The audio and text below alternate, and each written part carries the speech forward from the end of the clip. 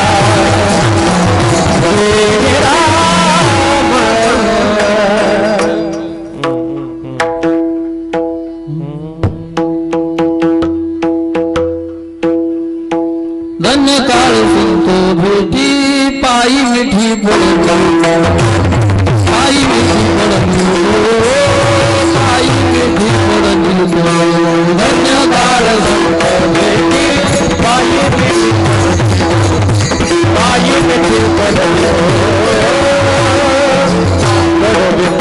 संदेहाच्या सुटल्या गाठी संदेहाच्या सुटल्या गाठी संदेहाच्या सुटल्या संदेहाच्या सुटल्या गाठी संदेहाच्या सुटल्या गाठी झालो कोटी झालो कोटी झालो कोटी संदेहाच्या सुटल्या गाठी झालो कोटी झालो कोटी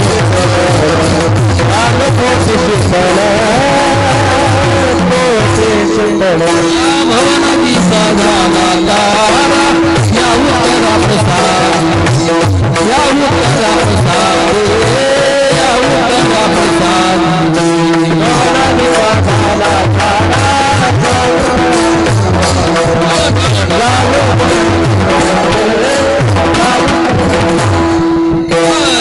संदेहाच्या कुठल्या गाठी संदेहाच्या कुठल्या गाठी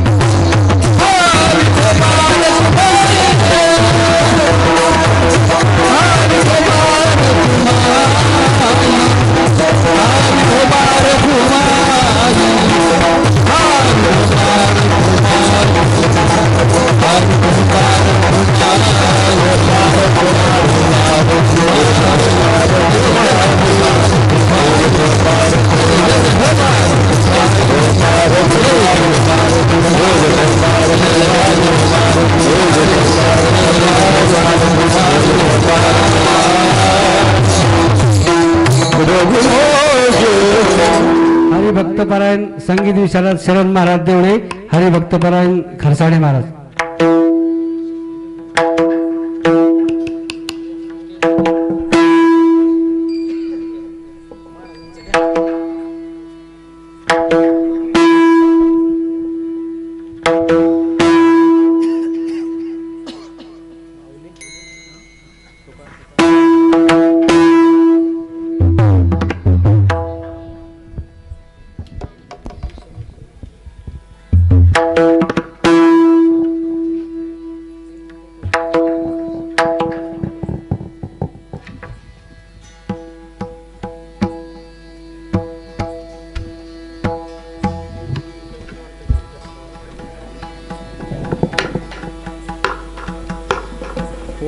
बरे ना बरे ना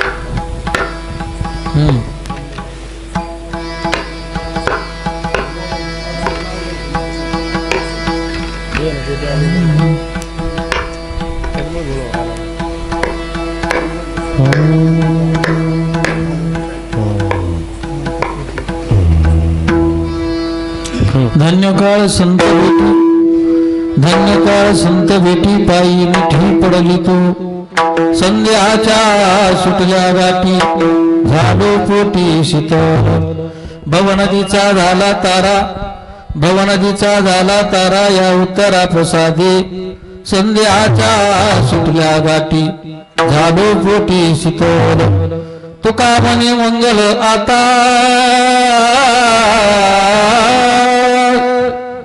तुका म्हणे मंगल आता कोण दाता यावनी संध्याच्या सुटल्या गाठी झालो पोटी शीतल पांडुरंगा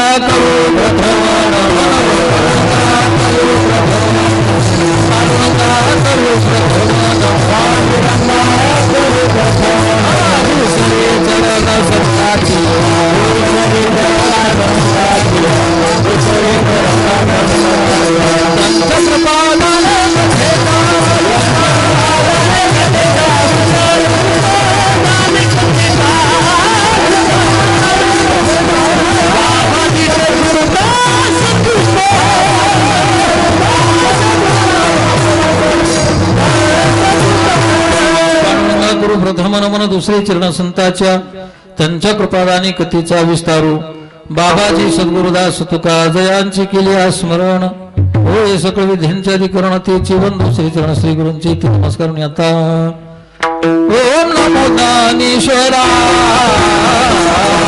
ओम नमो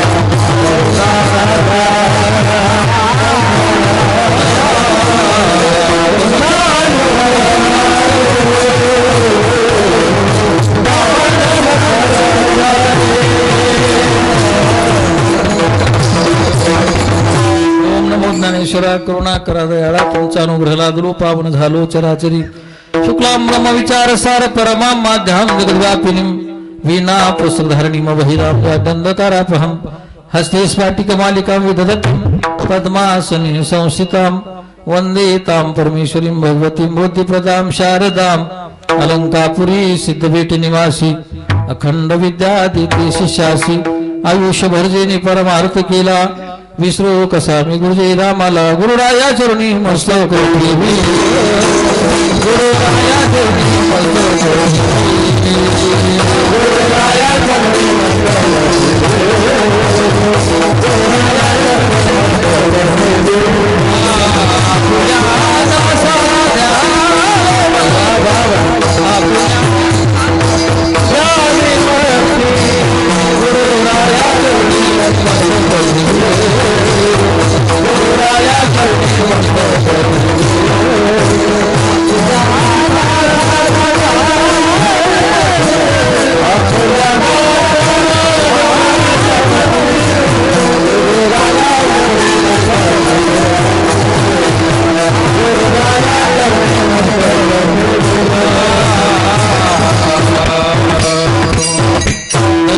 संत भेटी पायी मेठी पडली तो संध्याच्या सुटल्या गाठी झालो पोटी शीतल प्रस्तुत प्राप्त स्त्री प्राप्त प्रसंगी कीर्तन रूपी सेवेसाठी घेतलेला अभंग श्रीमंत श्री संत जगद्गुरु वैराग्याचे मूर्तिमंत पुतळे देहनिवासी तुकाराम महाराज यांचा चार चरणाचा संत पुराणातील अभंग कीर्तन रूपी सेवेसाठी निवडला विठ्ठला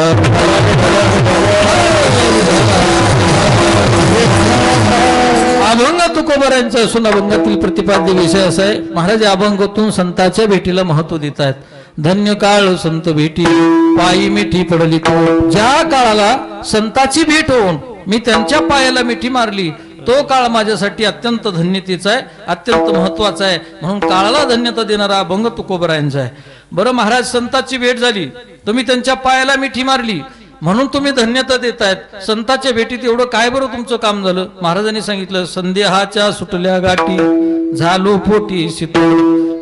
संदेह नाम संशय, संशयाच्या पूर्ण आमच्या गाठी ग्रंथी सुटून गेलेल्या आहेत, पोटात आमच्या शीतलता प्राप्त झाली. एवढंच नाही तर संतांच्या भेटीमुळे आणखीन काय झालं तर भवनदीचा झाला तारा या उत्तरा प्रसादी.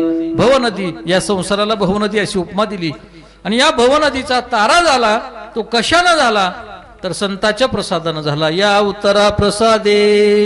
अशा संतांची लक्षणं सांगत असताना, अशा संतांचं स्वरूप सांगत असताना शेवटी महाराज सांगतात, तुका म्हणे मंगळाता कोण दाता याहुनी. या संतासारखं मंगळदाता दुसरा कोणी आहे का, असा या अभंगाचा सरळ अर्थ. विठ्ठल विठ्ठल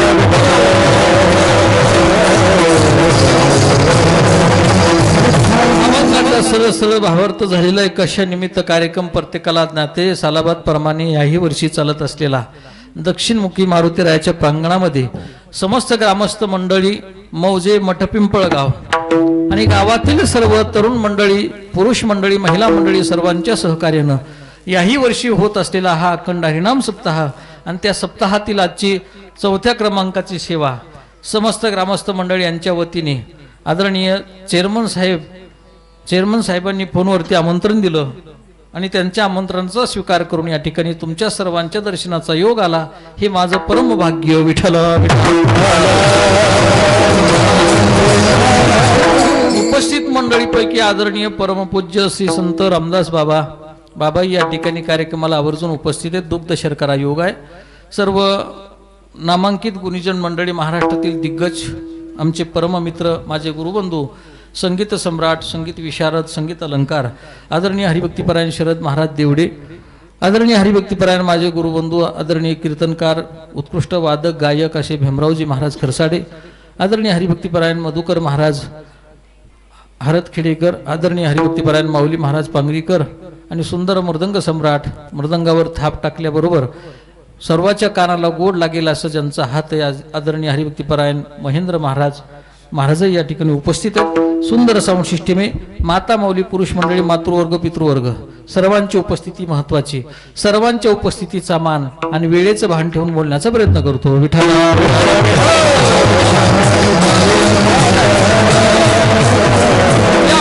महाराज संतांच्या भेटीला महत्व देतात.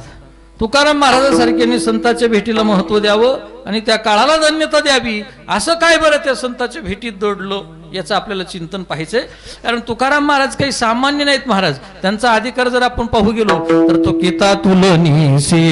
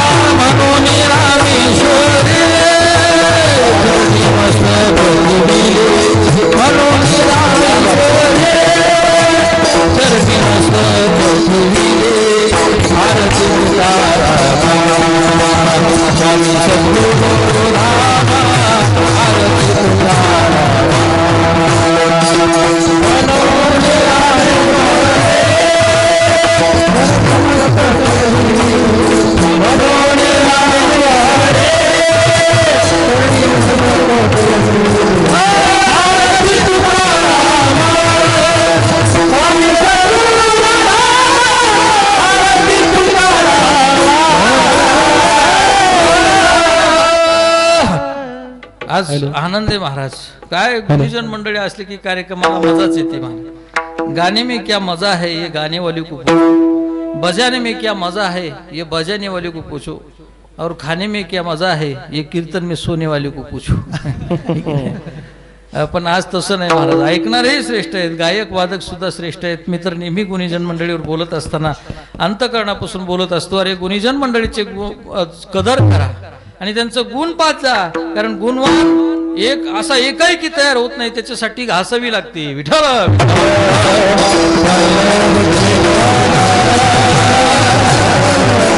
5 मिनिटाची चाल म्हणण्यासाठी 8 तास रियाज करावा लागतो. सारे ग रे ग ग म प. सकाळी उठून आहे की नाही 3 ला उठून पकवाजा क्षेत्रात जर आपण पाहू गेलो तर सकाळी सकाळी उठून सर्व विद्यार्थी मंडळ आमचे तिरकीट तक्ता तिरकीट तक्ता तिरकीट तक्ता तिरकीट तिरकीट तिरकीट तिरकीट सर्किट होऊस तर तिरकीट तिरकीट वाजवावं लागतं. एवढा अवघड आहे महाराज. आणि म्हणून अशा दिग्गज गुणीजन मंडळीच्या या ठिकाणी उपस्थिती आहे. तुम्ही सर्व आनंद घेतात. नाहीतर काही काही ठिकाणी महाराज जो जेतीचे गौरवणी तयाशी ते भिंगुळवाणी हो काही कळत नाही. असं आता जसं पकवाज लावलाय ना तसं पकवाज लावणं चालू होतं. विदर्भात कीर्तन होतं आणि पकवाज लावताना महिला मंडळी लागल्या बोलायला. हो महिला मंडळीचा स्वभाव असा आहे महाराज, हिंड पाहिली की पाचर ठोकतात. कुठेही मग कीर्तनात असू द्या, भजनात असू द्या, लग्नात असू द्या, शांत बसतच नाही. एका राजानं असं पण ठेवला होता, जो कोणी खोटं बोलेल त्याला 5,000चं बक्षीस, पण जगातलं 1 नंबरचं खोटं त्यानं बोललं पाहिजे. मग प्रत्येक जण आपापल्या पद्धतीने खोटं बोलू लागला. पण राजा म्हणायचं नाही नाही तेवढा दम नाही तुझ्या गोष्टीत. एक जणानं सांगितलं राजेसाहेब मी बोलतो. म्हणजे काय, एका खोलीत 10 तास 10 महिला बसल्या होत्या आणि त्याही एकुणिकेला अजिबात बोलत नव्हत्या. पहिलं बक्षीस त्याला मिळालं. विठ्ठल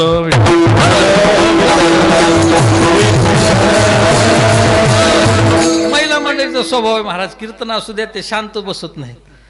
आहे का शांत बसतच नाही. एक बाई तर कीर्तनाला आली आणि शांत असं वातावरण चालून त्या बाईचा आवाज आला, माय गंगू होतोय कानात लय मळ झाला माय. मी म्हणलं घेते का काढून कीर्तन. शांत बसतच नाहीत. आणि मग ते पकवाज लावणं चालू. ते मी म्हणलं मावशी थोडं बोलू नका, थोडं लावालावी करण्यासाठी व्यत्यय येतो, जरा बोलू नका. मी बोलल्यानंतर तरी ती बाई काय ऐकत नव्हती. मग एक जण म्हातारी उठली म्हणली, अगं ते बाबा कवापासून बोलायला बोलू नको त्या दादा आपल्याला ढोलकी लावता येईना ना, आता त्याला ढोलकी म्हणते तुझे. याला मृदंग म्हणतात, पकवाज म्हणतात हे सुद्धा माहित नाही. जो जेथीचे गौरवणीने आणि तयाशी ते भिंगुळवाणी. आणि म्हणून अंतःकरणापासून जिथे गुणवानाची किंमत होते ना त्या गावावर मला असं वाटतं काय जीव ओवाळून टाकावा. विठ्ठल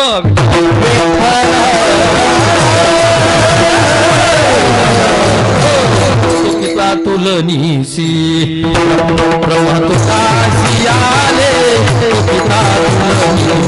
एका पारड्यात तुकोबरा आहे, एका पारड्यात साक्षात परब्रह्म. तरी आमच्या महाराजांचं पारड्याभर जड भरतंय. एवढी ताकद आमच्या तुकोबरायांची. आणि असे तुकोबराय संतांच्या भेटीला महत्व देतात. काय दडलं असेल बरं, का बरं महत्व देतात? त्याचं कारण असं आहे की संतांचा महिमा दुसऱ्या कोणालाच कळत नाही. तुका म्हणे अंगी व्हावे ते आपण तरीच महिमान किंवा दुर्लभची गती आणि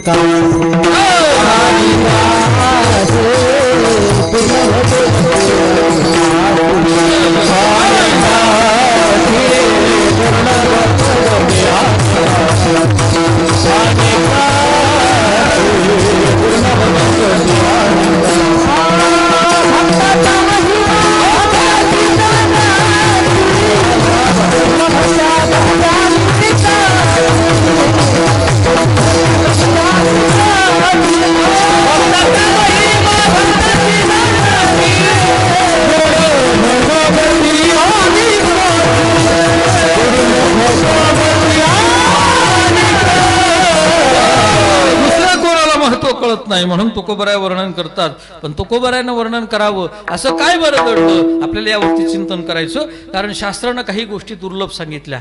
दुर्लभ म्हणजे ज्या भेटत नाहीत त्याला म्हणतात दुर्लभ. पण दुर्लभात 2 प्रकार आहेत, एक सामान्य दुर्लभ आणि दुसरं विशेष दुर्लभ. सामान्य दुर्लभ कशाला म्हणायचं, विशेष दुर्लभ कशाला म्हणायचं? सामान्य दुर्लभ ते आहे दुर्लभ पण सामान्य नाही. सामान्य दुर्लभ आहे. उदाहरणार्थ आमदार होणं दुर्लभ की नाही दुर्लभ? कसं आहे, आमदार होणं सोपं की अवघड? आमदार होणं सोपं की अवघड? अवघड. पण कोणीतरी झालं की नाही म्हणजे सोपं.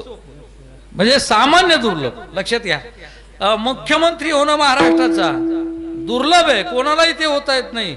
ज्याच्या पदरी राजवैभवाचं पुण्य असेल त्याला ते होता येत. म्हणून मुख्यमंत्री होणं अवघड, पण कोणीतरी झालेलं आहे म्हणून अवघड नाही, तेवढं अवघड नाही. म्हणून दुर्लभ आहे परंतु सामान्य दुर्लभ. पण विशेष दुर्लभ काही गोष्टी असतात की प्रयत्न करूनही ज्या प्राप्त होत नाहीत त्याला म्हणतात विशेष दुर्लभ. विठ्ठल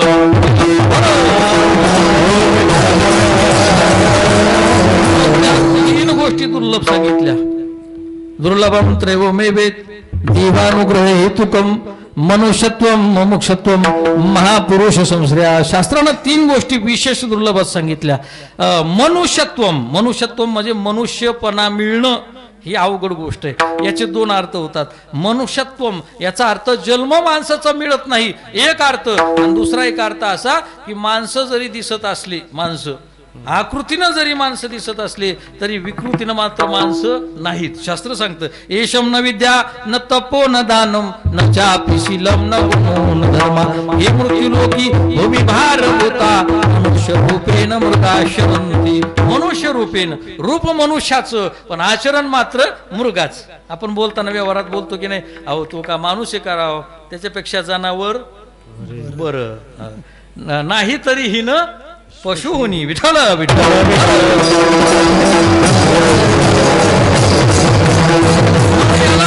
मनुष्य अवस्था, मनुष्यत्वम.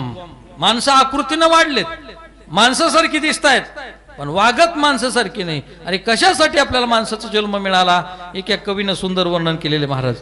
देवानं माणूस म्हणून जगी तुला पाठवलं, देवानं माणूस म्हणून जगी तुला पाठवलं, तुला देव नाही आठवलं, पापच विड्या सार साठवलं माणसा आता तरी माणसात. सुंदर त्या ठिकाणी गायलेले महाराज. देवानं माणूस म्हणून कशासाठी तुला माणूस म्हणून पाठवलं बाबा, आणि त्याच्यासारखा तू वागत नसेल तर मृगाशरंती. विठ्ठल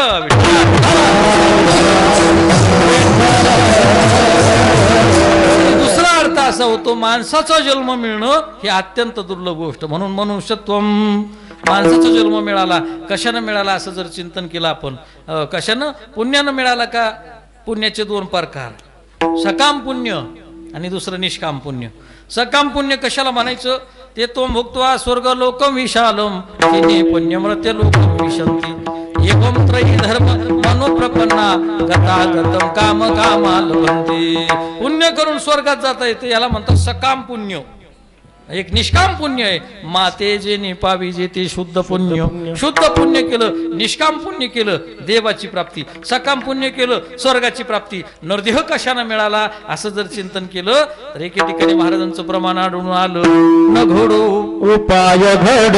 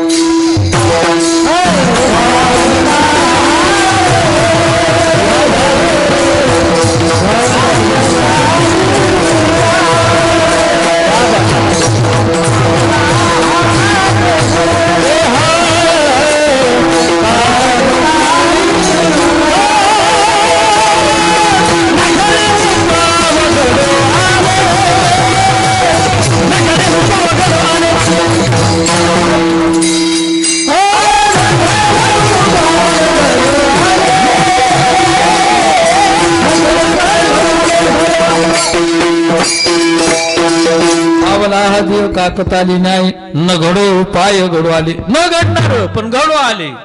कसं त्यातला न्याय सांगितला. न्याय शास्त्रानं काही न्याय सांगितले महाराज. गजभोक्त कपित्व न्याय, पिष्टपिशन न्याय, मर्जरो न्याय, असे बरेचसे न्याय आहेत. त्यापैकी आजचा न्याय सांगितला तो आंधळ्याच्या हातात कावळा सापडावा त्याला म्हणतात काकताली न्याय. आता आंधळ्याच्या हातात कावळा सापडतो का? कावळा हा पक्षी असा चतुर आहे, तो डोळसाला सुद्धा सापडत नाही. एकच बुबुळे त्याला सारखं फिरत राहतो. चांगल्या माणसाला सापडत नाही, तो आंधळ्याला सापडेल का? पण या ठिकाणी वर्णन करतात महाराज, आंधळ्याच्या हातात कावळा सापडावा त्याप्रमाणे तो आम्हाला नरदेह प्राप्त झाला. एका राजाच्या मुलाचं दुखत होतं. राणीसाहेबानं त्या मुलाला घेतलं आणि एका वैद्याकडे गेली पाहण्यासाठी. जुन्या काळात वैद्य फार हुशार होते महाराज. त्यांनी अशी नाडी जरी पाहिली तरी त्या पेशंटला काय होतं हे सांगायची. नाडी जरी पाहिली अशी नाडी पाहिली की सांगायचे. काही असे असतात वैद्य की शर्टाचा जरी वास घेतला तरी हे शर्ट घालणाऱ्या माणसाला काय आजार आहे ते बिनचूक सांगतात महाराज. त्याला म्हणतात वैद्य. आता वैद्य कसा असावा त्याची लक्षणं ज्ञानोबराय करतात. आता कदर्थ वित्त व्याधी बळीकरणाची यादी आपपरण शोधी सद्वैद्य जैसा. आता आपल्याला विस्तार करायचा नाही, विषांतर करायचं नाही. वैद्य कसा असावा? आता वैद्य नाहीत, आता डॉक्टर असतात. डॉक्टर आपलं जर दुखायलं आणि आपण जर डॉक्टरकडे गेलो तर गेल्याबरोबर हां झोपा, झोपल्याबरोबर हां घ्या श्वासोश्वास, लांब सोडा, घ्या आणखीन सोडा, जीभ बाहेर काढा, डोळे वाचवा, असं बॅटरी लावून. आणि पूर्ण झाल्यावर म्हणतो डॉक्टर म्हणतो तुम्हाला काय व्हायलं. आणि तो काय केलं बेजार करायचं. मग विचारायचं तुला नेमकं होतं काय, मग तू डॉक्टर कसं काय आहे की नाही. आता पण जुने वैद्य होते महाराज, हुशार होते. त्या वैद्यानं पाहिलं नाडी धरून, राजाच्या मुलाची नाडी धरली आणि धरल्याबरोबर सांगितलं राणी साहेब तुमच्या मुलाच्या पोटात दुखतंय आणि त्याच्या औषध जर तयार करायचं असेल तर कावळ्यापासून औषध तयार करावं लागतं. मला एक कावळा पकडून आणा, मी तुम्हाला औषध करून देतो. आता राणीने सांगितलं काय हरकत नाही. राणी आली, राजाला घडलेला प्रसंग सांगितला. आपल्या मुलाला जर वाचवायचं असेल तर कावळा मला पाहिजे, कावळ्यापासून आपल्याला औषध तयार करायचं. राजाला दौंडीच पिटवली. उद्या जो कोणी कावळा पकडून आणेल त्याला 5,000चं बक्षीस. दौंडी पिटवली महाराज. दुसऱ्या दिवशी लोक गात्याला नाही, रामायणाला नाही, कीर्तनाला नाही, कुठं गेले कावळे जे ते पाहिलं हुस हुस हुस हुस. प्रत्येक जण कावळा धरण्याच्या नादी महाराज. अशा दुष्काळात एक कावळा सापडला तर 5,000चं बक्षीस. 5,000 काय थोडे महाराज, कशाला म्हणतात 5,000. मग प्रत्येक जण कावळे पकडायचं. काही काही नाही तर सावड केली. सावड माहिती का तुम्हाला? जाळी तयार केली. जाळी अशी इकून 4-5 तिकून 4-5 धरायचे, 2-4 धुनकायचे, हुस हुस. पण ते कावळे वरून उडी मारायचे, पण ते काही जाळी सापडत नव्हती, कारण तो कावळा होता. कावळा सापडतच नाही. आणि तुम्हाला खोटं वाटत असेल तर उद्यापासून लागा कामाला, दाखवा धरून. नाही सापडत बुवा. अचानकपणे एक आंधळा तिथे भीक मागत बसला होता. जात्यंध आंधळा होता. लहानपणापासून त्याला दिसत नव्हतं आणि तो व्यवसाय करायचा त्याचा, भीक मागण्याचा. घमेलं म्हणा पातीलं म्हणा समोर ठेवलेलं, दोन्ही डोळ्यानं आंधळा आणि भीक मागायचं. 1-2 पैसा द्या वादळ्याला, आशीर्वाद लागेल तुमच्या मुलाली कराला. धर्म करा, मायबाप वाडा, गरीबाला द्या, आंधळ्याला द्या, असं तो बोलायचा. पण सकाळपासून 4 वाजले, कोणी त्याला भीक द्यायला तयार नाही. 4 वाजल्यानंतर तो बोर झाला आणि बोर झाल्याबरोबर त्यानं जांभळी दिली. आता जांभळी देत असताना माणसं वेगळे वेगळ्या पद्धतीने जांभळी देतात बरं का. प्रत्येकाचे भिन्न भिन्न ते हावभाव असतात, भिन्न भिन्न त्या ठिकाणी अभिनय करतात. बरं असं काही इथं 2-4 जणांनी दिली. मी नाव नाही सांगितलं यायचं, आणि सांगितलं असतं पण माहित नाही. विठाला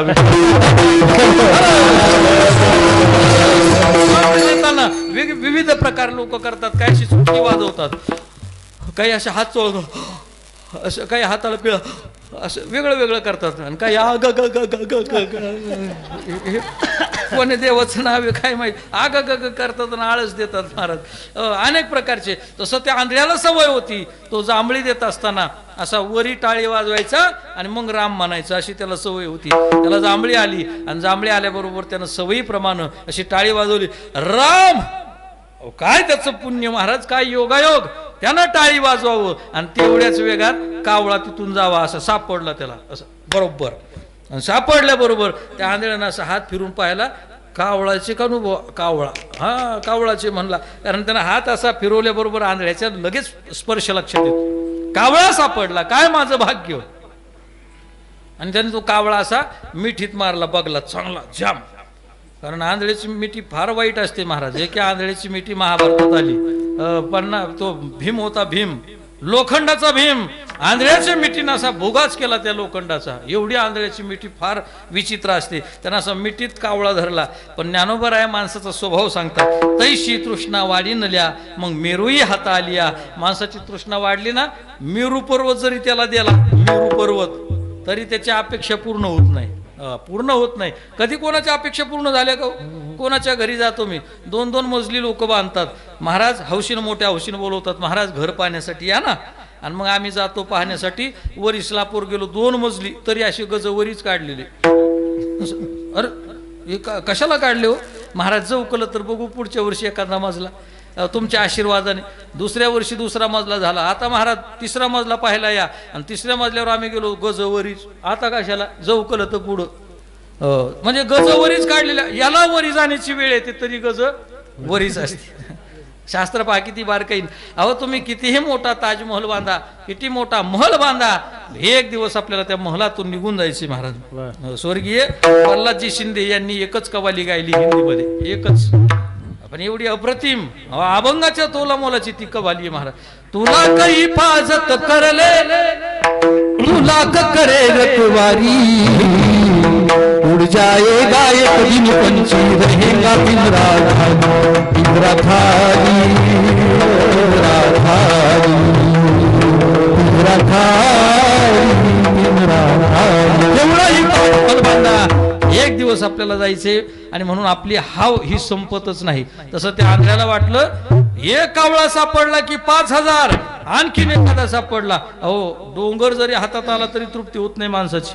आमचे गुरुवर्य सांगत असतात, एक जण बालाजीला गेला, बालाजीचं भक्त, आणि बालाजीची भक्ती केली. बालाजी दैवताला त्यानं प्रसन्न करून घेतलं. बालाजी देव त्याच्या समोर आले आणि विचारलं, बाळा तुला काय पाहिजे, कशासाठी तू त्या ठिकाणी माझी तपश्चर्या करतो. बालाजी प्रसन्न झाल्याबरोबर हा म्हणला बालाजीला, देवा मला सोनं पाहिजे, सोनं. सोनं पाहिजे म्हणल्यावर बालाजीने सांगितलं किती पाहिजे, किती पाहिजे.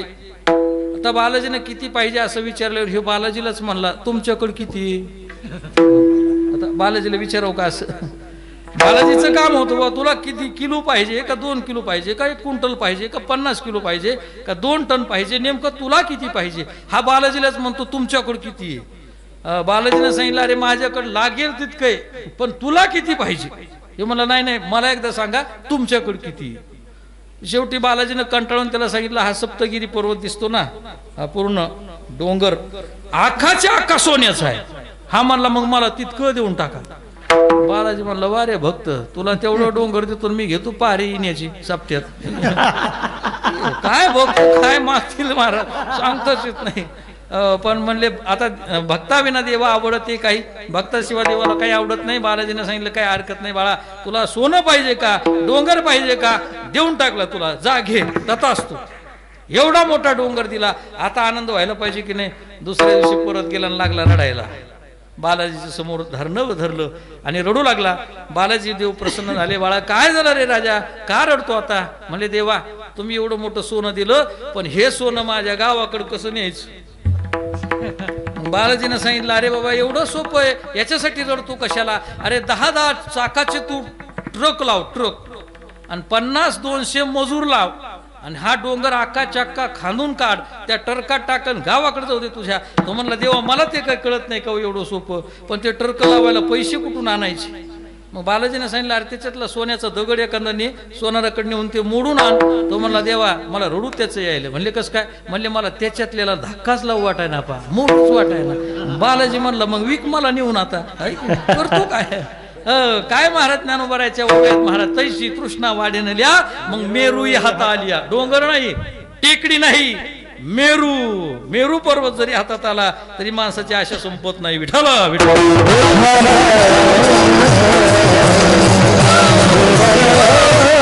त्या आंधळ्यानं डोकं लावलं, एक कावळा पकडला 5,000चा, आणखीन एखादा सापडू म्हणला म्हणजे 10,000 मिळतील. आणि मग ते असा पहिला कावळा पकडलेला, असा बगलात मारलेला. पण आता दुसरा पकडण्यासाठी असा लागला टाळी वाजवायला. वरी टाळी वाजवून हात केले, परिणामी बगलातला निष्ठला.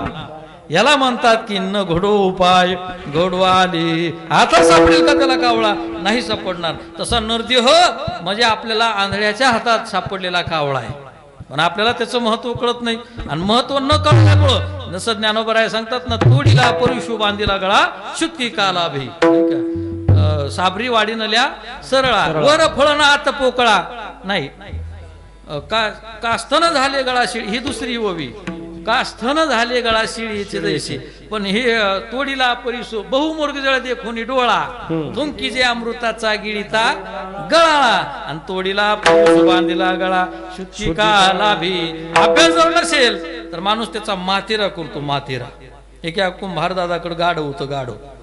ते गाढवाला फार लाड करायचे, त्याला चोंबाळायचे, दररोज त्याला चारा पाणी वगैरे व्यवस्थित त्याची व्यवस्था होती. असो गाढव बमची बम पडलेलं. आणि एके दिवशी कुंभारदादा आपलं गाढव घेऊन माती आणण्यासाठी चालले होते. आणि काय त्याचं भाग्य महाराज, असा अनमोल असणारा हिरा सापडला कुंभारदादा. हिरा अनमोल असा मस्तपैकी चमक मारत होता, असा गोलगिटिंग दिसायचा आणि असा पृथ्वी मोलाचा कोट्यावधी रुपयाचा तो हिरा सापडला. त्या कुंभारदादानं घेतला. पण याला हिरा म्हणतात, याची अनमोल किंमत असते. गडेराव, माझ्या गध्याच्या गळ्यामध्ये काय सुंदर दिसेल, आणि म्हणून त्यानं तो काय केला, हिरा असा गध्याच्या गळ्यात बांधला, गध्याच्या गळ्यात बांधला. आणि त्या गध्याकडे पाहायचा, वाह काय दिसतो राव म्हणले माझा गधा, काय सुंदर आहे. त्या दगडामुळे काय शोभा आली माझ्या गध्याला. असं खालीवरी पाहायचं त्या गध्याला. आणि त्याला दोरी बांधली. आणि एके दिवशी निघत असताना सोनाराच्या गल्लीने निघाला. सोनाराच्या गल्लीतून चालला होता. एके सोनारानं पाहिलं, याच्या गध्याच्या गळ्यात जे बांधलं ते अनमोल हिरा आहे, कोट्यावधी रुपये त्याची किंमत आहे. ज्या अर्थी यानं गध्याच्या गळ्यात बांधला त्या अर्थी याला किंमत माहित नाही. सोनार दादा पळत आला, ओ दादा राम राम. राम राम. गध्याच्या गळ्यामध्ये काय बांधलं? तो म्हणला मला नाही बाबा माहित. सोनार दादाने सांगितलं विकायचं का? आता याला वाटलं हे विकत मागतंय, म्हणूनच गिराईक आलं. पैसे जर मिळत असतील तर कोणाला नको वाटतात का? कुंभारदादाने सांगितलं हो म्हणले विकायचं. केवढ्याला द्यायचं बोला. आता कुंभारदादाला वाटलं आपल्याला किंमतच माहित नाही, आपण काहीच बोलावं. पण डोकं लावलं. म्हणले एक काम करा ना दादा, मला तर काही माहित नाही, पण तुम्हीच मागा, तुम्हाला केवढ्याला पुरतं. असं म्हणल्यानंतर कुंभारदादाने सुटताच 5,000ची किंमत सांगितली. 5,000 रुपये घ्या आणि मला देऊन टाका. सोनार दादा म्हणतात, कुंभारदादानं डोकं लावलं, जे आरती हे 5,000ला मागते त्या आरती याची किंमत नक्की जास्त असली पाहिजे. तो म्हणलाय पहा 5,000 मला पुरवत नाही, द्यायचे असेल तुम्हाला तर 10,000 रुपये द्या आणि घेऊन टाका वस्तू.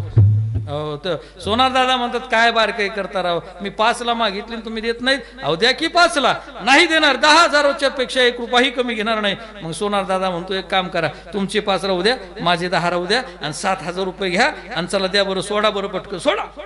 नाही नाही नाही नाही, 10,000च्या कमी 1 रुपया सुद्धा. यानं डोकं लावलं महाराज, हे 7 पर्यंत चाललं, नक्की याची किंमत जास्त आहे. 10,000 असले तर द्या, नाही तर मला नाही द्यायची. असं म्हणल्यावर ते सोनाराला असं वाटलं हे परत फिरून येईन आपल्याकडं, 7,000 काही कमी झाली का.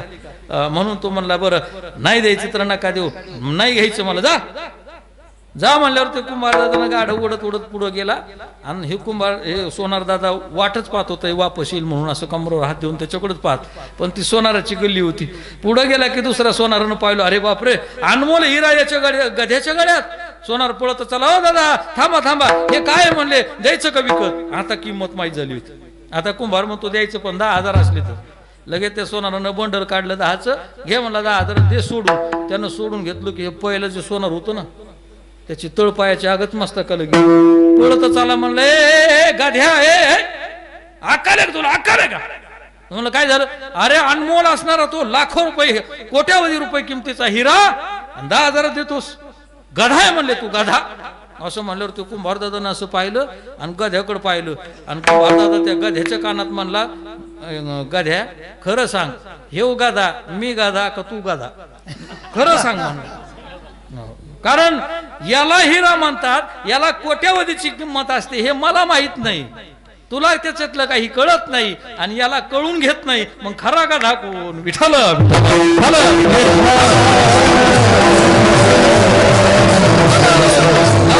देह सुंदर आहे आपल्याला मिळालेला आहे महाराज. क्या खूबसूरत अल्लाहने तुझ बनवाई. कबीरदास महाराज वर्णन करतात, आवटा हात का मानव देह अल्लाहने तुझी दिया, आवटा हात का मानव देह अल्लाहने तुझी दिया.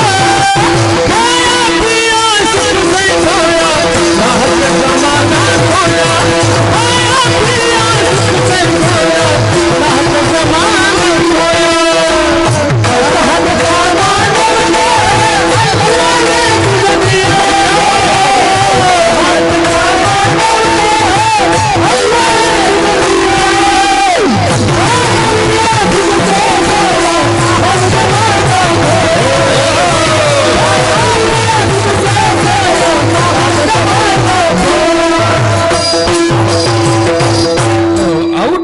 का मानव देह आऊट म्हणजे 3.5 हाताचा नरदेह तो आम्हाला मिळाला.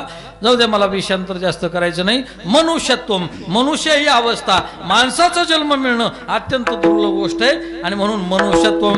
आता दुसरी गोष्ट सांगितली, मुमुक्षत्व, मुमुक्षा अवस्था. मुमुक्षा अवस्था, मुमुक्ष कशाला म्हणायचं? मोक्ष इच्छिती इति मुमुक्षा. कैमे उद्धार पावेन काय कृपा करील नारायण, ऐसे तुम्ही सांगा संत जन, करा समाधान चित्त माझे, याला म्हणतात मुमुक्ष. आमच्या मीराबाई एके ठिकाणी वर्णन करतात, कोई कैयो रे प्रभु आवन की, कोई कैयो रे प्रभु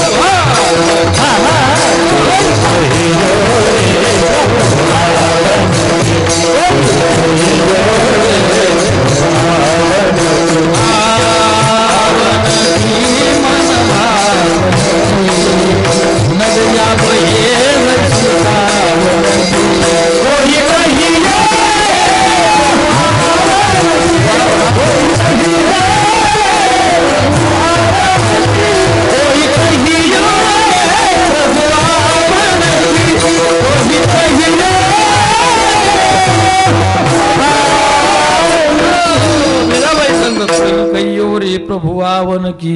आमचे तुकोबराय सांगतात, कोणी गावी आहे सांगा विठ्ठल, सांगा विठ्ठल, वापुसाविषयीची वाटी जे जे भेटे तयासी, देव कृपा करील मज काय लाज राखील. याला म्हणतात मुमुक्ष अवस्था. मुमुक्ष अवस्था, देवाची वाट पाहणं, याला म्हणतात मुमुक्ष अवस्था. आमच्या शबरी मातेसारखी वाट देवाची पाहावी, आमच्या शबरी मातेनं वाट पाहावी. महाराज या इकडून माझ्या प्रभू येतील का, तिकडून माझे प्रभू येतील का. आणि एके दिवशी शबरी माता म्हणते, आयसो मात या कधी रे शिले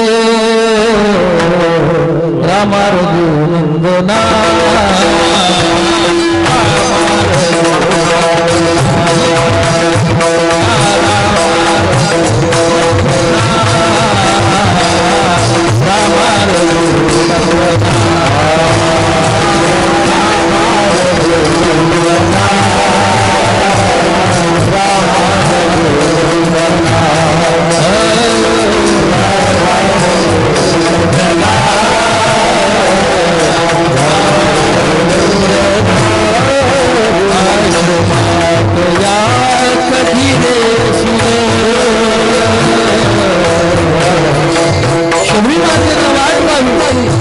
आशीर्वाद माझे प्रभू कधी येतील, माझे राम प्रभू कधी येणार.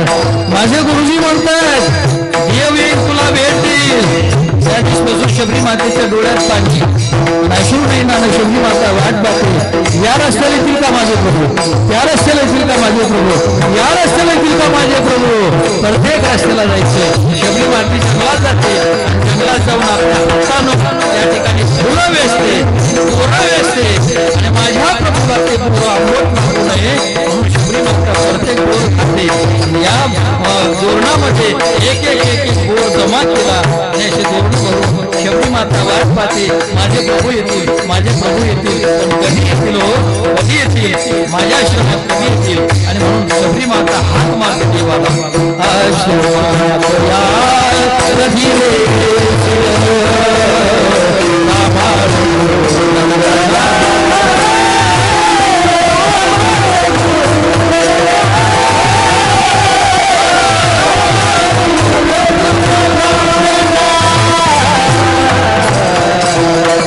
श्रीरामचंद्रा रघुनाथा कधी भेट देशील जाता जाता. याला म्हणतात मुमुक्ष अवस्था. मोक्ष इच्छित ती मुमुक्षा, देवाच्या भेटीची आवड निर्माण होणं, याला म्हणतात मुमुक्ष अवस्था. अशी मुमुक्ष अवस्था कोणाला प्राप्त होते?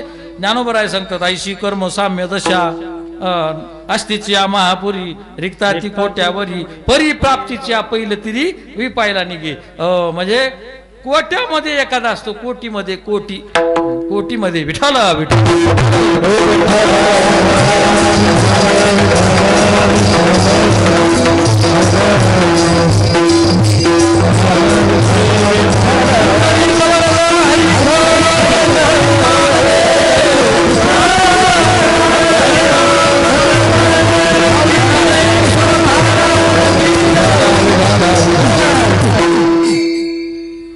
आता उठू देऊ नका, आता जाऊ दे. साप निघून गेल्यावर काठी मारण्यात मजा असते. बसू जाऊ दे, जाऊ दे, जाऊ दे, आता जाऊ दे. विठाला काय चाललं होतं आपलं? मुमुक्षु. कशाला म्हणायचं मुमुक्षु? याला म्हणतात मुमुक्षु. म्हणून मुमुक्षत्व. आता तिसरी गोष्ट, महापुरुष संश्रया. महापुरुष संश्रया म्हणजे महात्म्याची भेट होणं, संतांची भेट होणं, ही अत्यंत दुर्लभ गोष्ट आहे, अत्यंत दुर्लभ. आमचे ज्ञानोबा एके ठिकाणी वर्णन करतात, चंद्र अमृत सुख सोवे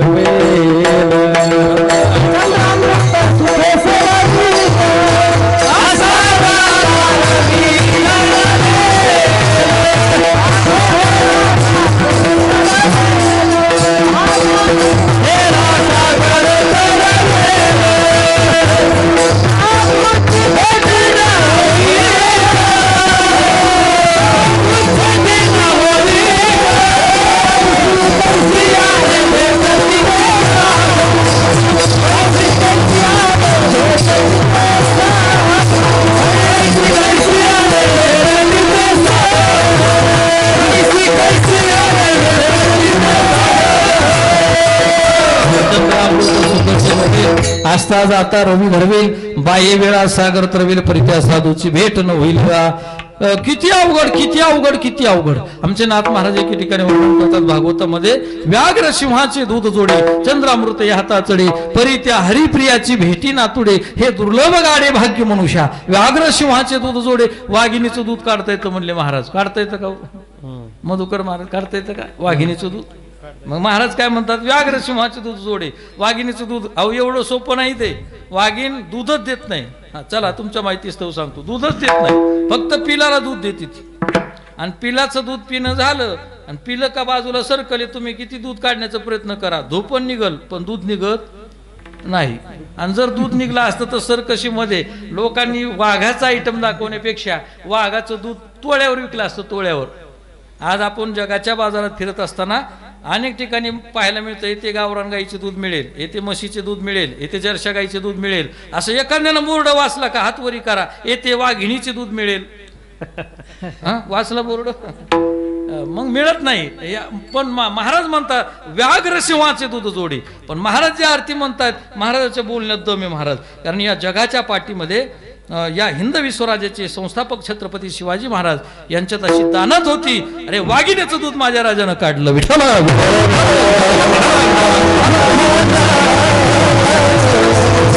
महाराजाला टॅक्ट होती, महाराज नॉलेज होतं वाघिणीचं दूध कसं काढावं. महाराजांना माहित होतं वाघीण दूध देते फक्त पिलाला. आणि मग महाराजांनी एके दिवशी अंगरकासा वरी घेतला, हळूहळू हळूहळू महाराजांनी पायातल्या खडवा बाजूला केल्या आणि वाघिणीच्या दिशेने चालले होते. लहान लहान पिलाला ती वाघीण दूध पाजवत होते. आणि तेवढ्यात आमचे महाराज समोर समोर गेल्याबरोबर वाघीण अशी टवकारली, गुर्र गुर्र गुर्र करून महाराजाकडे पाहू लागली. महाराजाकडे चाल करणार, तेवढ्यात महाराजांनी तिची चाल ओळखली आणि तेवढ्यात महाराज गुडघ्यावर खाली बसले आणि त्या वाघिणीकडे का असे नजरेनं महाराज पाहू लागले.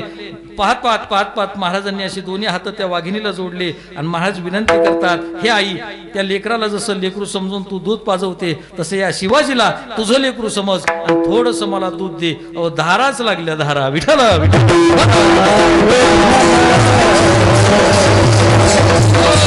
वाघिणीचं दूध घेण्यासाठी सोन्याचं पात्र लागतं, सोन्याचं सुवर्ण पात्र. धारा लागल्याबरोबर महाराजांनी लगेच मुकुट काढला डोक्यातला.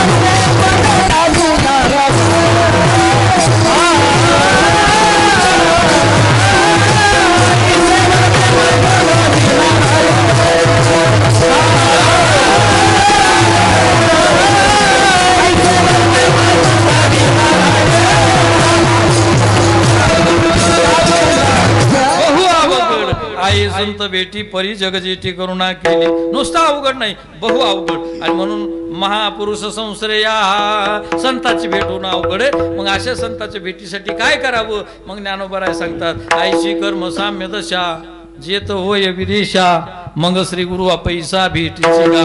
आमच्या बाबानं उदाहरण सांगावं. अरे आंबा पाडायला लागला, हे पोपटाला सांगण्याची गरज नाही. आता आंब्याची दिवस आहेत, आंबा पाडायला लागला की कधी एखाद्या आंब्यानं पत्र पाठवलं का पोपटाला, श्री श्री पोपटराव, आपणास कळविण्यात अत्यंत आनंद होतो की सालाबादप्रमाणे मी यावर्षी पाडायला लागलो. कृपया जे तिला असाल तेथून येऊन माझा स्वाद घेणे, कळावे आपला आंबा. असं पत्र. त्यानं काय केलं, अवस्था बदलली. अवस्था, तो निबर होता, निबर असा नरम झाला. तुरट होता, आंबट होता, असा गोड झाला. आणि असा निबर होता, बिलबिल झाला, बिलबिल. काही आपण बोलताना म्हणतो, महाराज एखाद्या गावाला गेलो ना, महाराज आमच्या गावचा आमका आमका माणूस भलताच निबर, कोणाला दबत नाही, निबर समजायचं कैरी. काही माणसं म्हणतात महाराज इतका निबर माणूस होता, त्याच्यासारखा खाट नव्हता आणि त्याच्यासारखा कडू नव्हता, पण परमार्थात आला. आणि त्याच्यासारखा आता गोड आणि त्याच्यासारखा नरम आता माणूस पाहायला भेटत नाही. समजायचं पहाडाला लागलं विठ्ठल.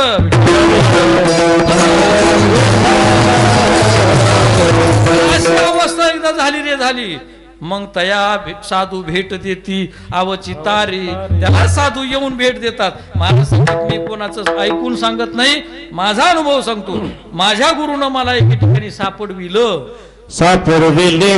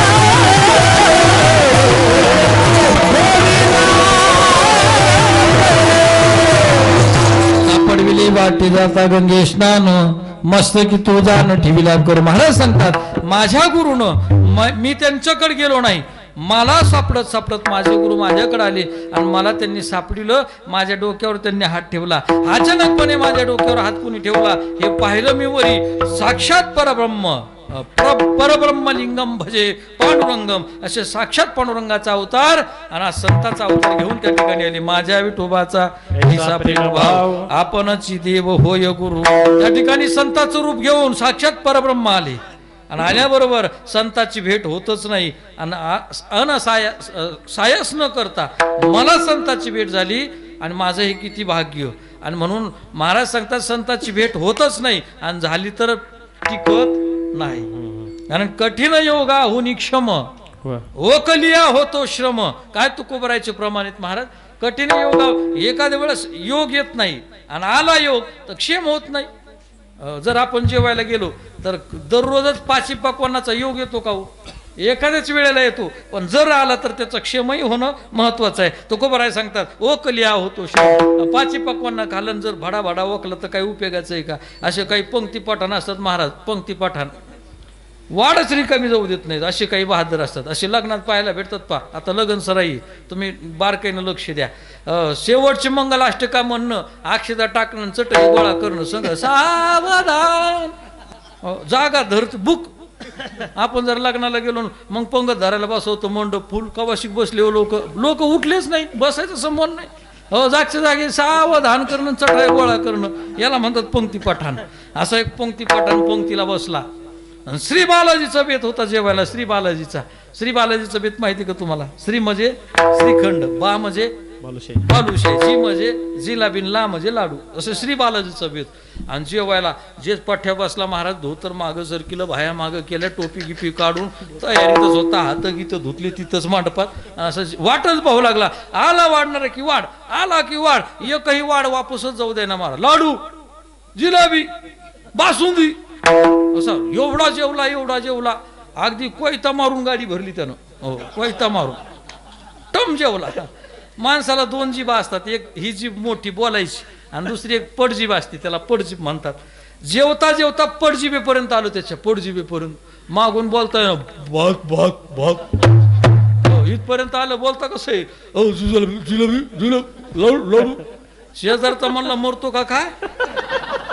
अरे अन्न लोकांचं झालं म्हणून काय पोट लोकांचं झालं का?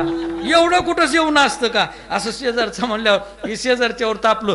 तुम्हाला काय का बापूची पंगत आहे का? बापूची बोलता ये ना महाराज, पण बापाची पंगत आहे का? मला तुला काय करायचं, मी किती खाईल. शेवटी जिलाबी इथून दिसायला महाराज ते जिलाबी घेतली ना, आखीची आखी खायच्या नादी होता, पण ती जायना ना आतमध्ये.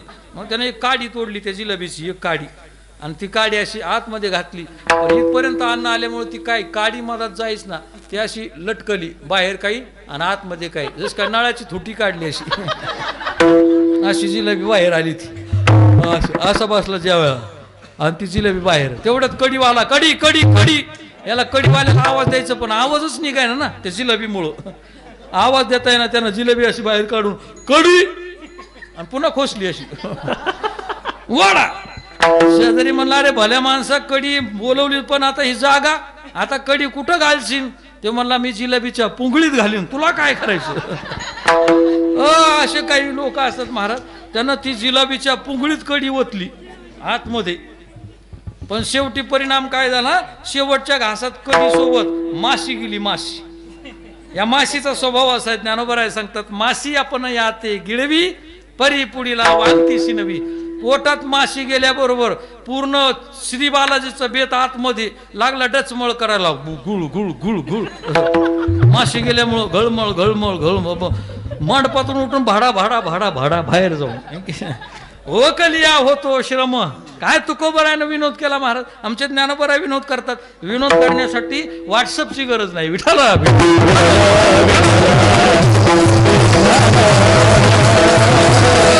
कठीण योगा होणी क्षम.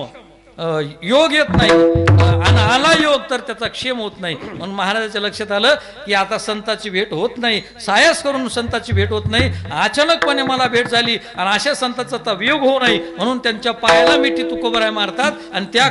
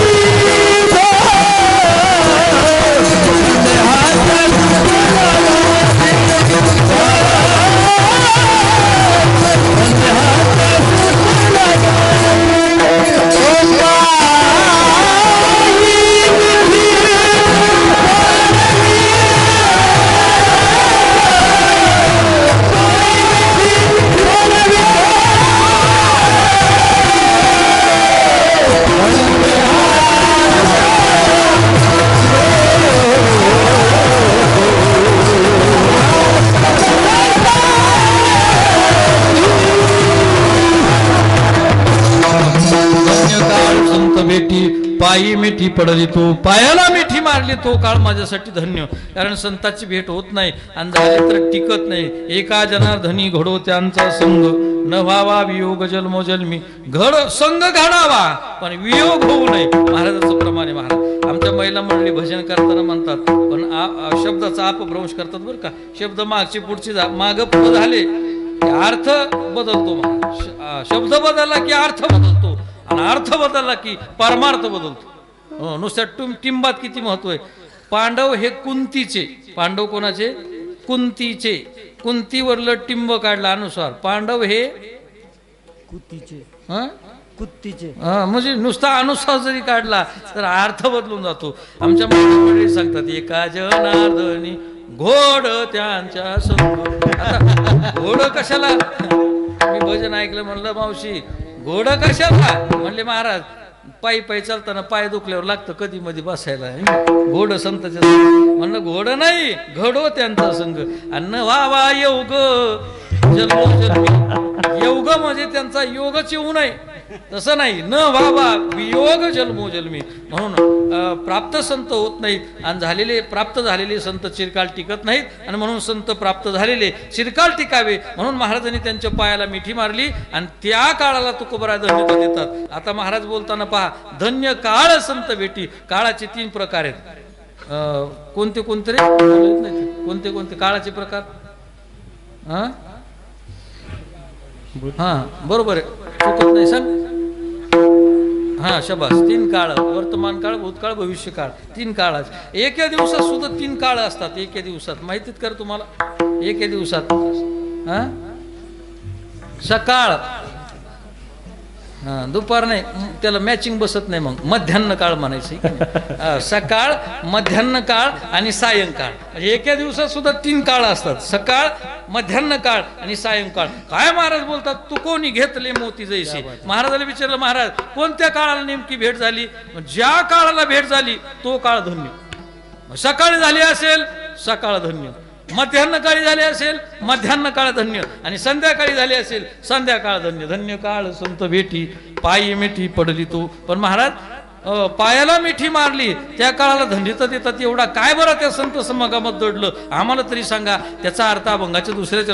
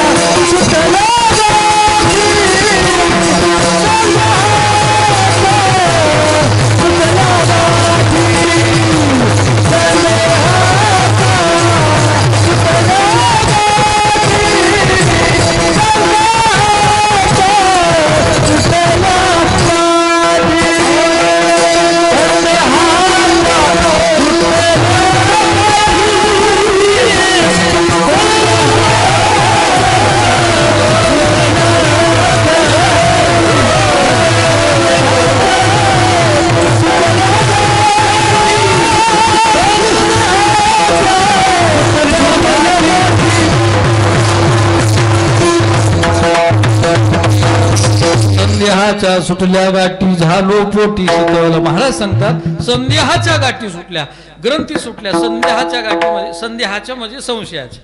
संशय संशय एवढा वाईट महाराज ज्ञानोबा वर्णन करतात. संशयावनी थोर आणि पाप नाही घोर हा विनाशाचा वाघोर प्राणी अशी. काहीच कोणाला झालेलं नसतं, फक्त संशयानं घर केलं की माणूस बिघडला म्हणून समजा. आमचे गुरुवर्य विनोदाला नेहमी सांगत असतात, जुन्या काळात असे खळे व्हायचे खळे. आता ते खळे राहिले नाहीत महाराज.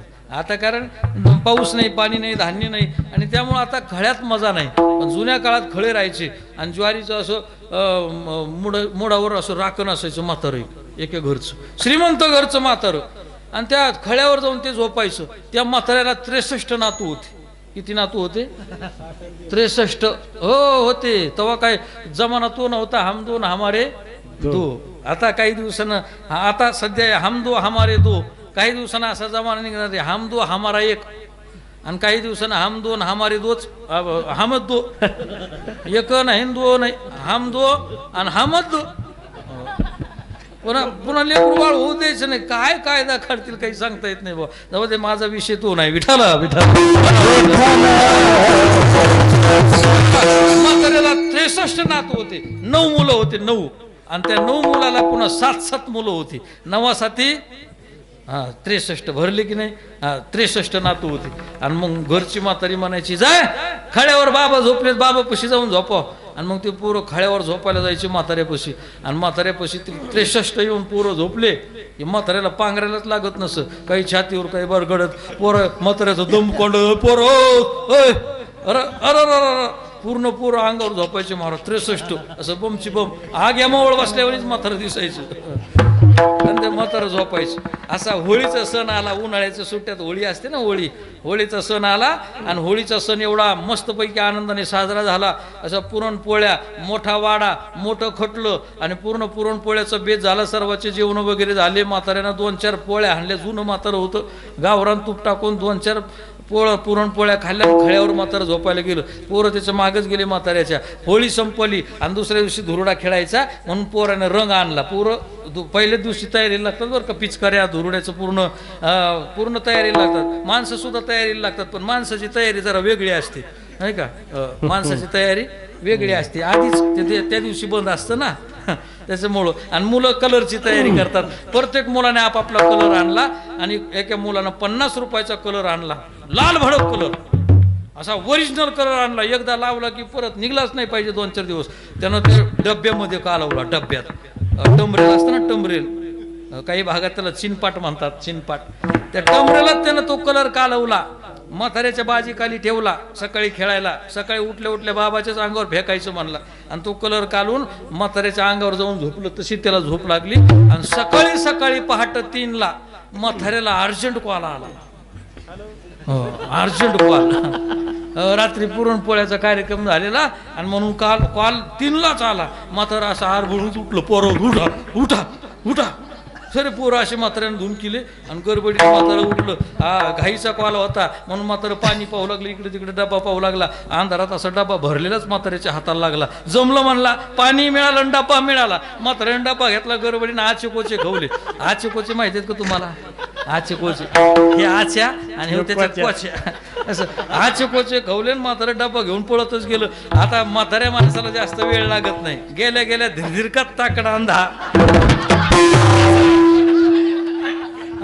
असा धीरकात ताकडा अंधा म्हाताऱ्यानं जोरात वाजवला.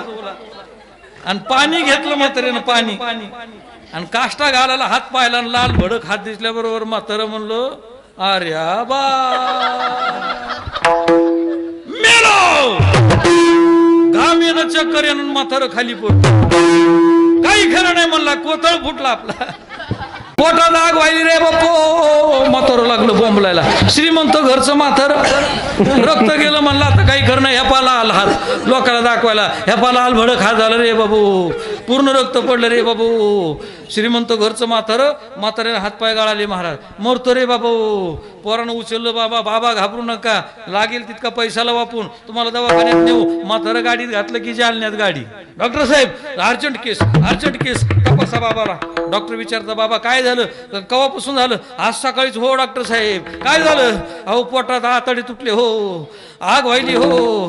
मरतो हो. अहो नेमकं झालं काय? अहो रक्त गेलं हो. कधी हो म्हणले? सकाळी. लगेच घेतलं म्हातारं की त्या मिशनीत घातलं. मिशनीत ते काय म्हणतात त्याला? ते MRI करण्यासाठी मिशनीत घातलं म्हातारं, बटन दाबलं की म्हातारं सुई आतमध्ये गेलं. डॉक्टर वरून तपासणी करू लागली, पण याच्या नाडीत फरक नाही, ठोक्यात फरक नाही, कारण काही झालंच नाही. डॉक्टर म्हणतात याला काहीच झालं नाही. बटन दाबलं, म्हातारं रिटर्न. बाबा केव्हापासून होतंय? म्हणले सकाळपासून. अहो म्हणले पण असं कसं, तुमच्या नाडीत फरक नाही, ठोक्यात फरक नाही. म्हातारं म्हणलं दगड घाल मिशनीवर, दगड. एवढं मोठं रक्त गेलं सकाळी. मी काय खोटं बोलतो? हे पहा लाल भडक हाते, आणि मला म्हणतो की काही झालं नाही. पोराला म्हण चला औरंगाबाद. या डॉक्टरला काही कळत नाही, औरंगाबादला गेली. आता डॉक्टर लोकांचा स्वभाव आहे, ते पहिले रिपोर्ट पाहत नाहीत. तिथं गेलं की नव्यानं प्रोसिजर पुरा चालू. परत MRI करण्यासाठी मात्र तिथल्या मिशनीत घातलं, बटन दाबलं की सुई आतमध्ये गेलं. डॉक्टर लागले तपासायला. आता कुठेही गेलं तर बेदोनी किती होणार? कोणत्याही शाळेत गेलं तर बेदोनी 4. तसं म्हाताऱ्याला काही झालंच नाही. तिथले डॉक्टर पाहतात, हैराण झाले. अहो म्हातारा तर दम काढत नाही, मेलो म्हणतो, पोटात आग होती. म्हाताऱ्याचं काय मिशीन तर काही दाखवत नाही. अहो बाबा नाडीत फरक नाही, ठोक्यात दगड घाला. कवर घालायचं दगड.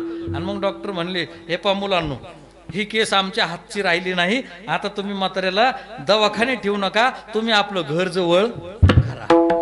आणि घर जवळ करा म्हणलं की माणसं एवढे हुशार आहेत महाराज, ते तिथूनच दवाखान्यातून निघले की फोन लावतात पाहुण्या रावण्याला, आम्हाला डॉक्टरनं काढून दिलं बरं का, म्हणजे समजून घ्या, याला फुकायला तुम्ही या.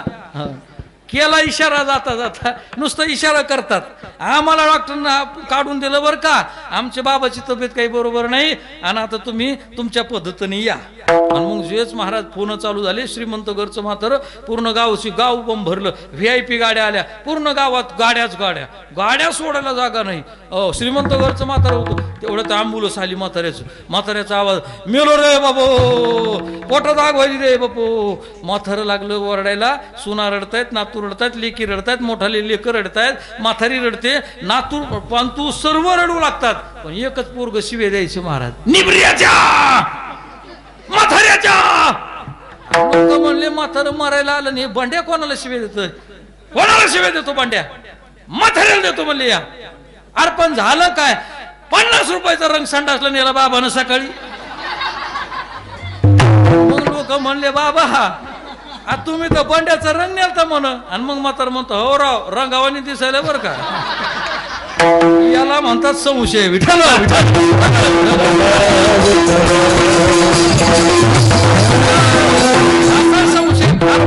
आता संशय कोणाला येतो? ज्ञानाला संशय येतो का अज्ञानाला संशय येतो? आता इकडे जर आपण घुसलो तर लोक झोपतील महाराज. अध्यात्माचा भाग येतो. ज्ञानाला संशय येतो का अज्ञानाला येतो? अज्ञानालाही संशय येत नाही, अज्ञानालाही संशय येत नाही. अर्ध ज्ञान आणि अर्ध अज्ञान जिथे असतं ना तिथे संशय निर्माण होतो. रज्जूवर सर्प भासला, केव्हा भासला? दुपारी भासत नाही आणि रातच्या 12ला भासत नाही. मंद मंद अंधकार आणि मंद मंद प्रकाश, अशा स्थितीमध्ये रज्जूवर सर्प भासतो. रज्जू सर्पाकार भाषेले जगडंबर. मला वाटतं हा अभंग साधक दशेतला असावा. तुकोबाराय सांगतात, आमच्या पूर्ण संदेह निघून गेला संताची भेट झाल्यामुळं, आणि पोटात शीतलता प्राप्त झाली. म्हणून संध्याच्या सुटल्या गाठी, झालो पोटी शीतल विठोबा कुमाई.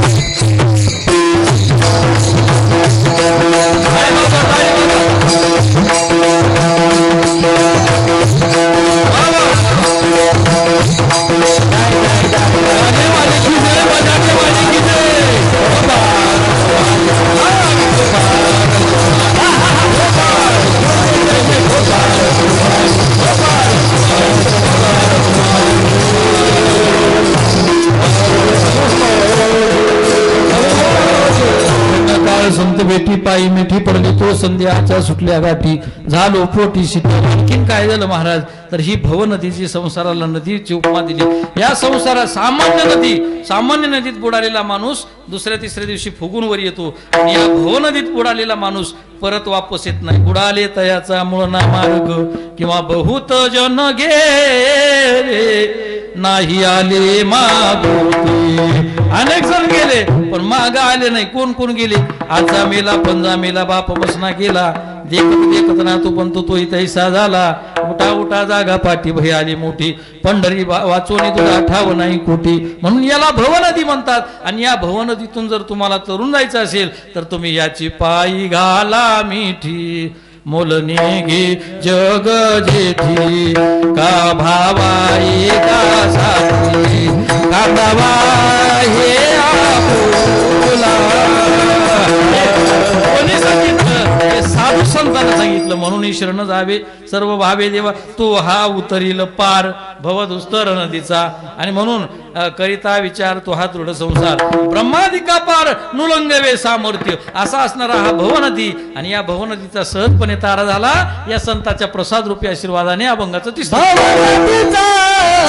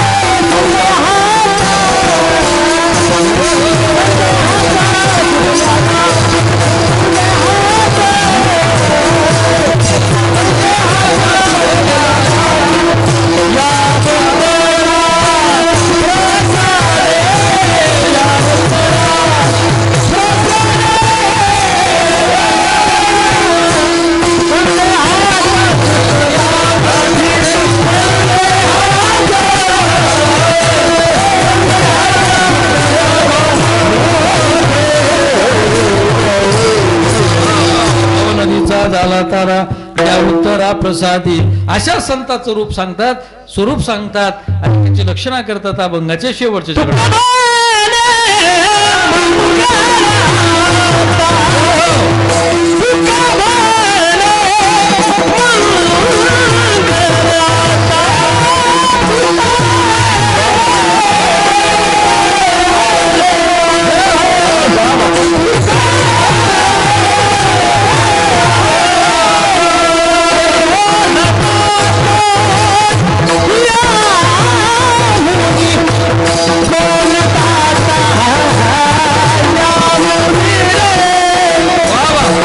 Yeah.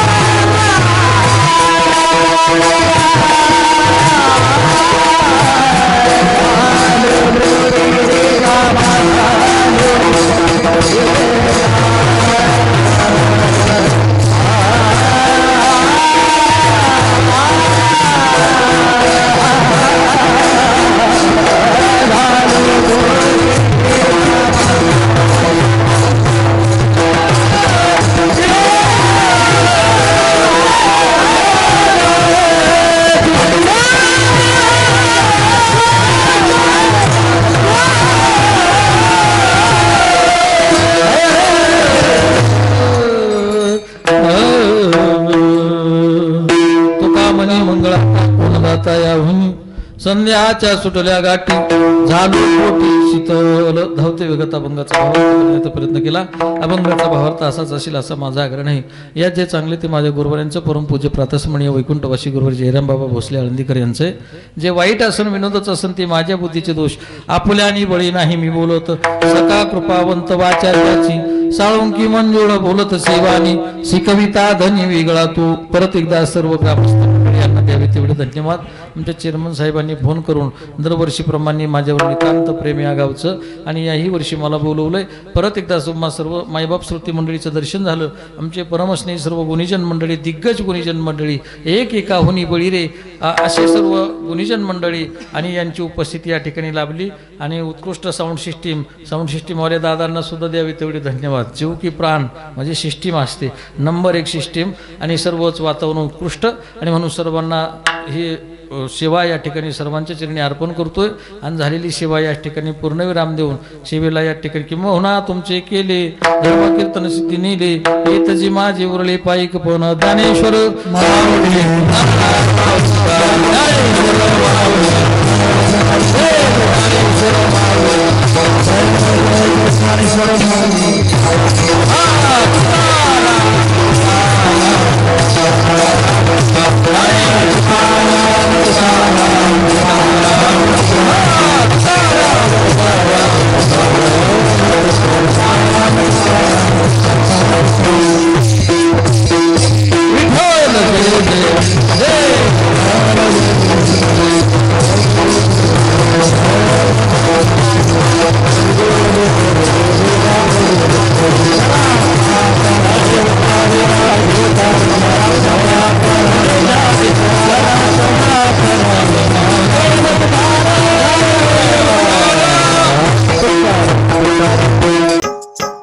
मराठी हॉटस्पॉट. हो मंडळी हो, हॉटस्पॉट इथंच आहे बर का.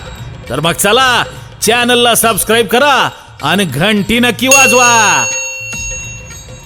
आपल्या सगळ्यांचा मराठी हॉटस्पॉट.